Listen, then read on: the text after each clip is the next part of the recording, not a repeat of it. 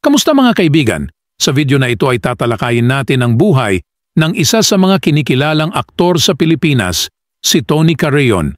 Mula sa kanyang maagang buhay hanggang sa kanyang kamatayan at ang mga kontrobersyal na kaganapan sa kanyang karera. Tara't simulan na natin, dito sa Pinoy Wisdom.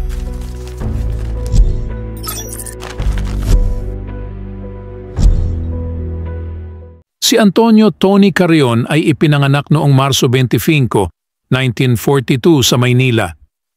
Lumaki siya sa isang pamilyang may malalim na pagmamahal sa sining at kultura.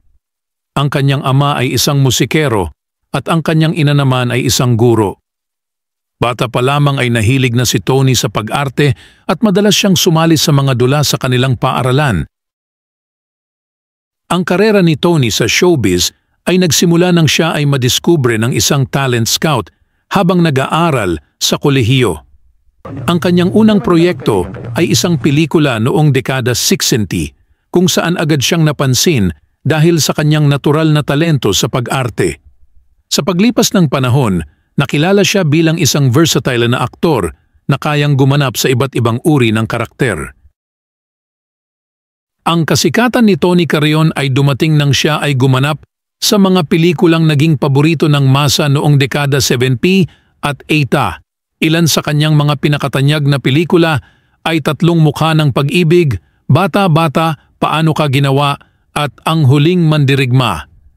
Ang kanyang kahusayan sa pag-arte ay nagdala sa kanya ng maraming parangal at pagkilala mula sa iba't ibang award-giving bodies.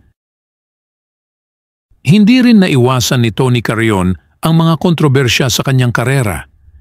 Isa sa mga pinakamalaking kontrobersya na kanyang hinarap ay ang pagkakadawit niya sa isang kaso ng tax evasion noong 1990. Bagamat nagbayad siya ng multa at naayos ang kanyang kaso, ito ay nagdulot ng pansamantalang pagbaba ng kanyang popularidad. Noong 2001, naging mainit din ang usapin tungkol sa kanyang hiwalayan sa kanyang asawa na si Maria Luz, isang kilalang aktres din.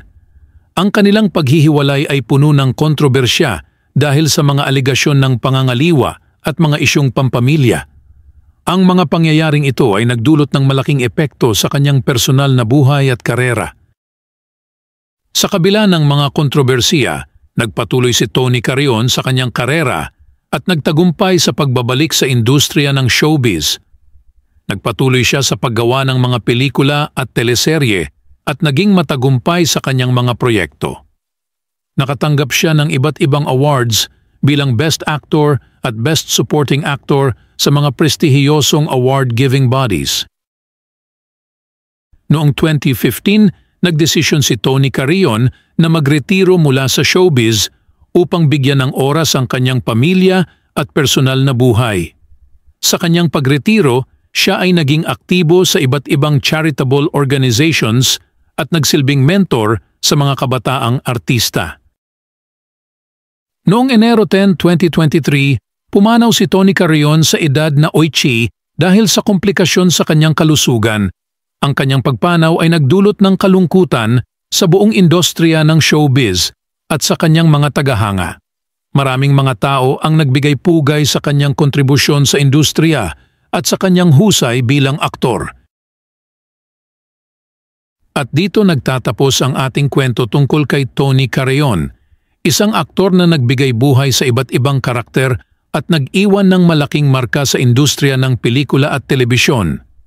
Ang kanyang mga nagawa at kontribusyon ay mananatiling buhay sa ating alaala at magsisilbing inspirasyon sa mga susunod na henerasyon ng mga artista. Salamat sa panonood! Huwag kalimutang mag-like, mag-subscribe at i-click ang notification bell para lagi kayong updated sa mga bago naming videos. Paalam at hanggang sa muli, dito sa Pinoy Wisdom.